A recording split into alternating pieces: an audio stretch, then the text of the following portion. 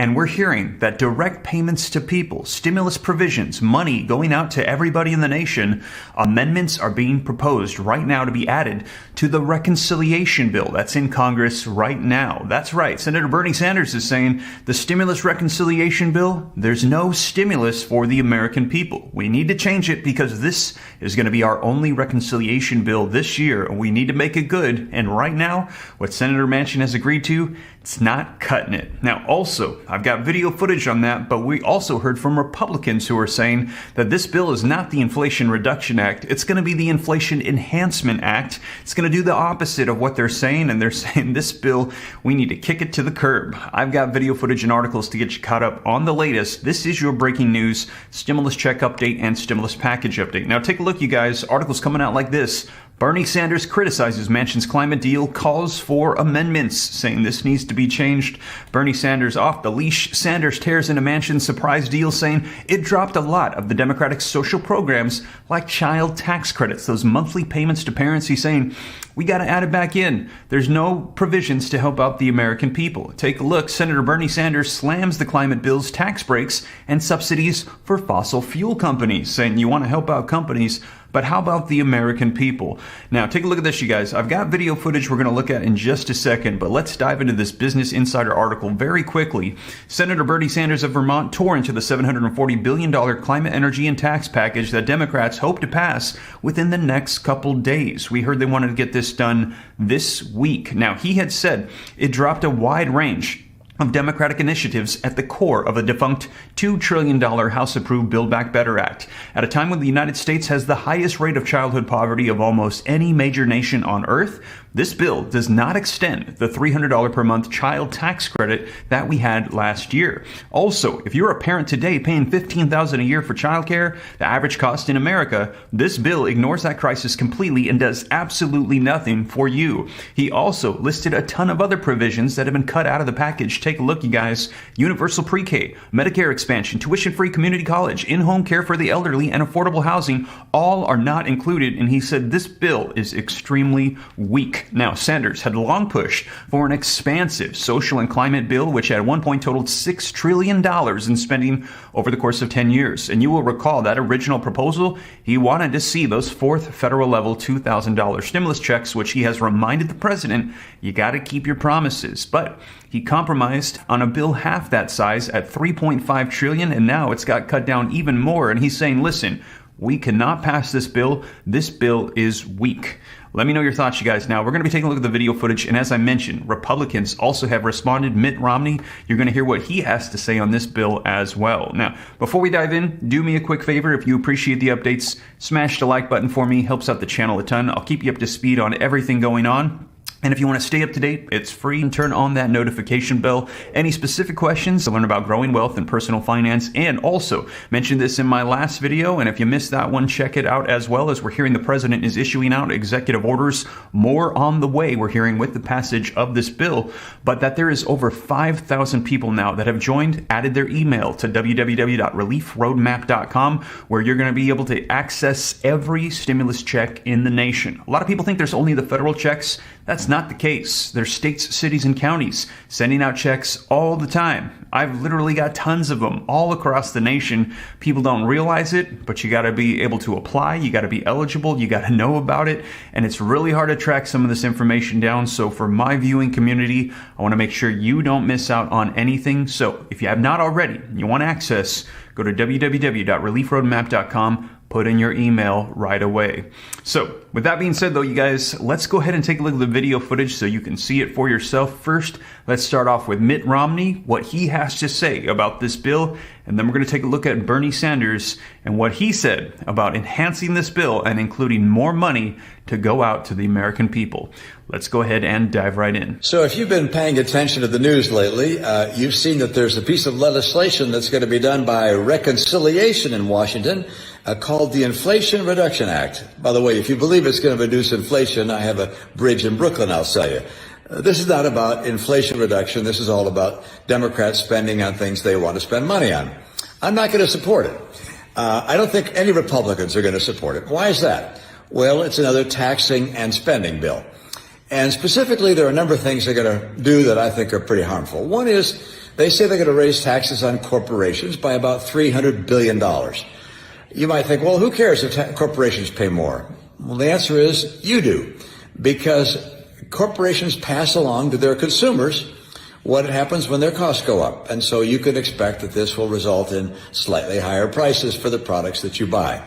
Not something that's a good idea during a period of high inflation. And then they're planning on hiring an extra 80,000 IRS auditors and agents. Think about that. They want to get $100 billion from the American taxpayers. They want to do that by having a bunch of auditors come after everyday Americans and see if they can't find some way to get more money from them. And then finally, they're planning on having the government set prices on drugs. Look, I don't like the government setting prices on anything. And you might think, well, but drug prices are too high. We're paying too much for our drugs.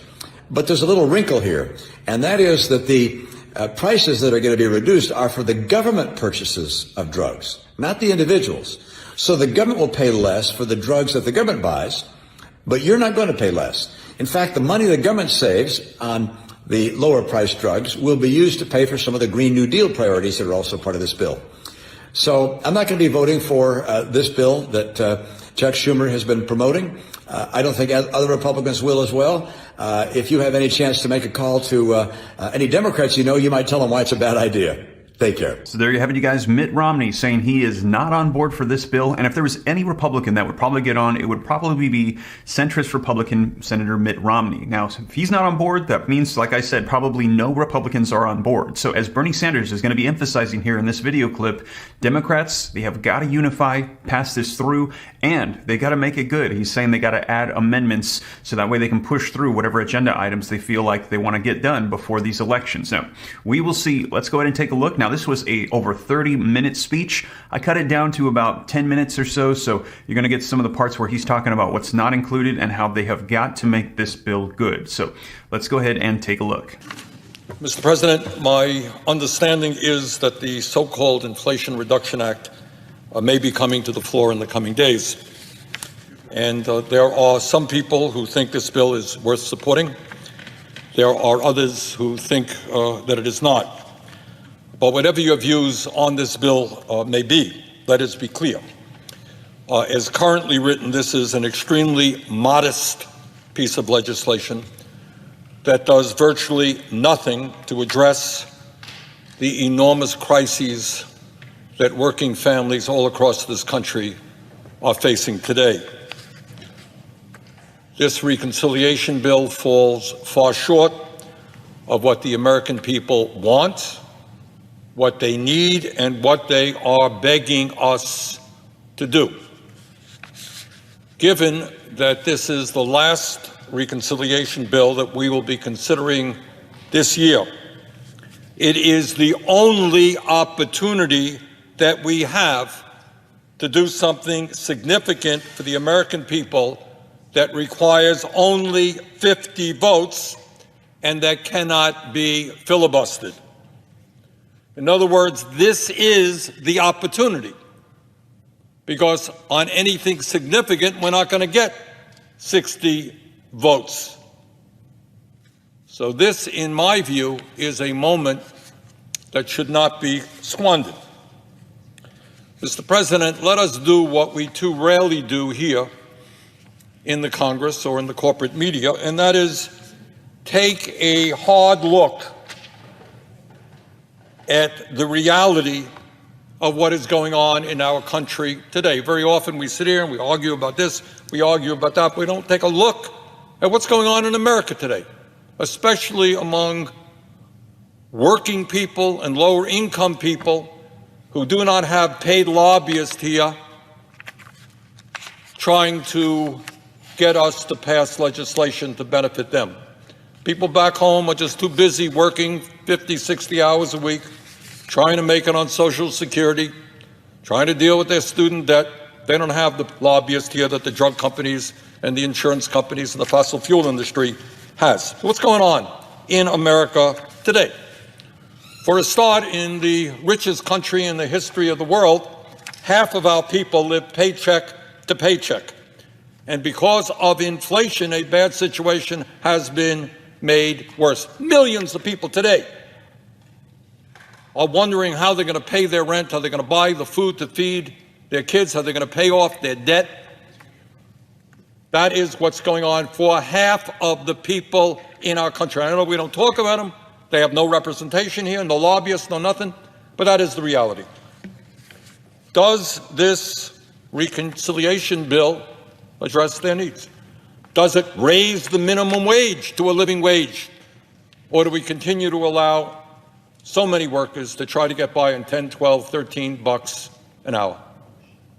Does this bill make it easier for workers who want to join a union to be able to do so, or they continue to be attacked by their employers, making it hard to form a union? No, this bill does nothing to address that reality.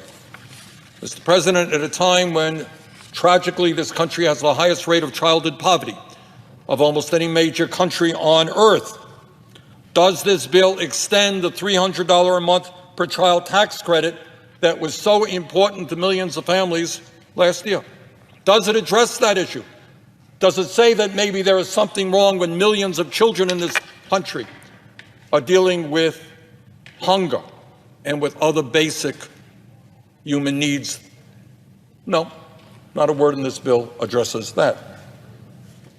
Mr. President, in my state of Vermont and around this country, families are paying on average about $15,000 a year for childcare, if they are lucky enough to find a slot.